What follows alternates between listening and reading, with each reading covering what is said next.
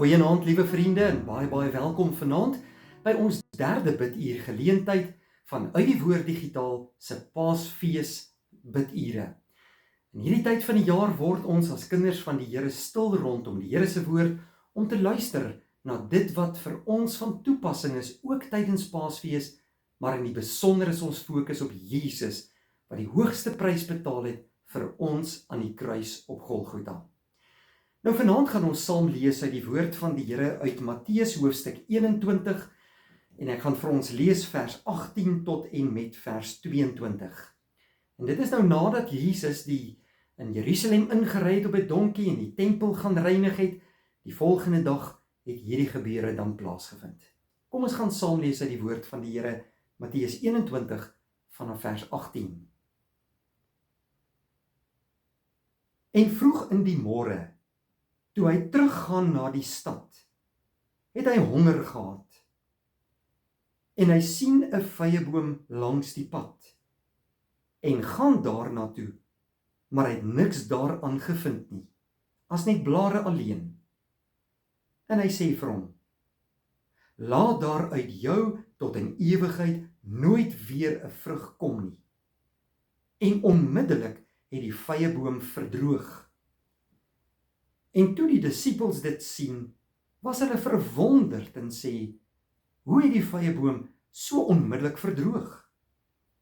Maar Jesus antwoord en sê vir hulle, voorwaar ek sê vir julle, as julle geloof het en nie twyfel nie, sal julle nie alleen doen wat met die vyeboom gebeur het nie, maar al sê julle ook vir hierdie berg, hef jou op en werp jou in die see, sal dit gebeur. En alles wat julle in die gebed vra, sal julle ontvang as julle glo. Ons lees net tot sover uit die woord van die Here vanaand. Liewe vriende, Jesus Christus was nie sommer net 'n gewone mens nie. Hy was ook die seun van God. Hy het God se koninkryk kom bekendstel aan die mense van die wêreld. Maar ons moet besef, hy het alle mag en gesag in sy hand en enige iets is moontlik by hom. Nadat Jesus Christus die tempel kom skoonmaak het en kom reinig het en weer fokus vir mense kom gee het wat by die tempel moet gebeur en hoe hulle harte moet lyk, kom Jesus nou in hierdie pragtige gedeelte van vanaand en kom praat oor die belangrikheid van vrug dra. Nou ek en jy moet weet, 'n vyeboom moet sterk en gesond wees om goeie vrug te kan dra. En nou sien ons het Jesus honger geword daardie oggend toe hy op pad was terug na Jerusalem toe. Hy verwag iets aan hierdie vyeboom, naamlik goeie, gesonde vye. Maar hier vind hy 'n vyeboom wat vol blare was, maar geen vrugte nie. En dit is misleidend. Hierdie vyeboom lyk gesond, dit vertoon gesond, maar daar was geen vrugte wat van waarde was nie. In die Bybel simboliseer die vyeboom dikwels vir Israel, 'n volk met 'n uiterlike godsdiens, maar wat baie keer ver van die Here afgelewer het in eie gewilligheid en ongehoorsaamheid. Daar was dikwels in die harte van Israel 'n innerlike leegheid te bespeur. Jesus kom en hy soek nie net voorkoms nie. Hy wil nie net 'n boom hê wat mooi lyk nie, maar hy soek vrugte. Hy soek 'n werklikheid.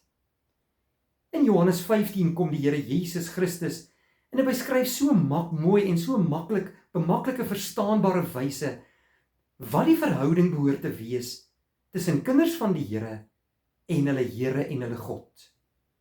Jesus is die ware wynstok en sy Vader is die landbouer.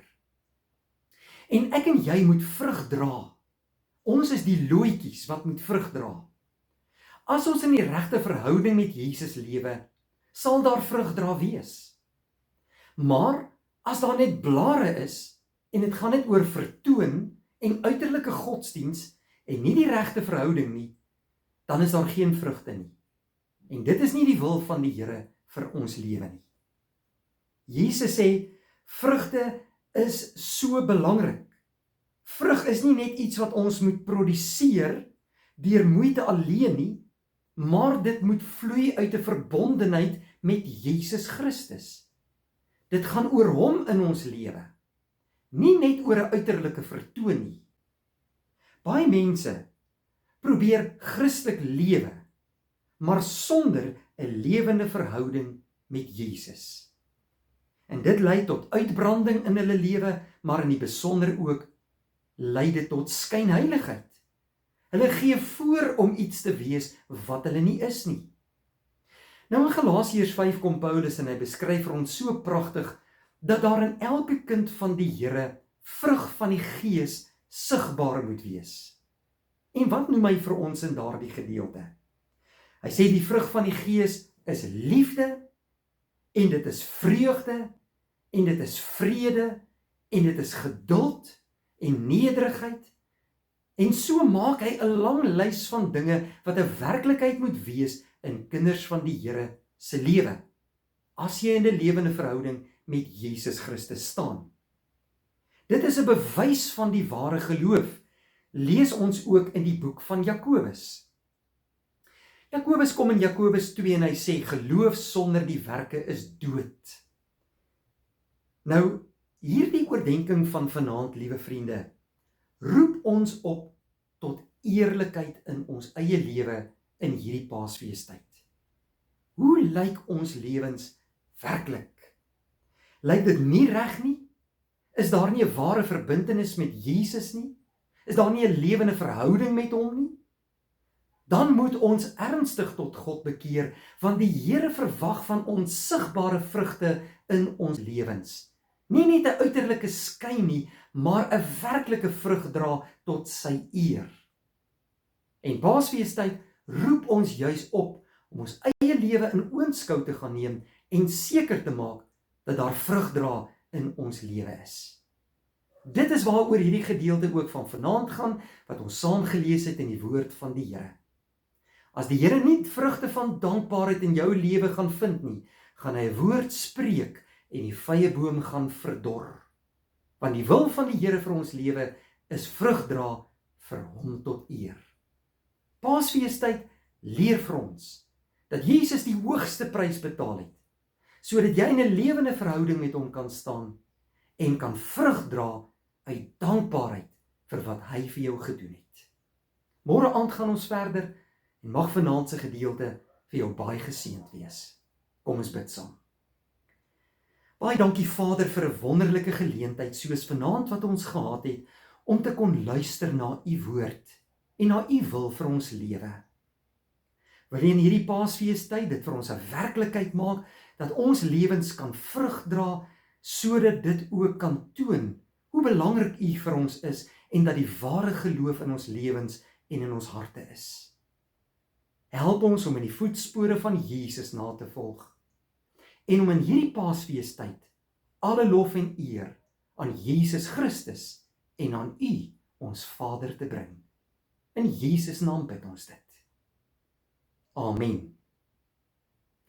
Baie dankie vriende, ons sien mekaar môre aand weer as die Here wil. Vrede vir jou.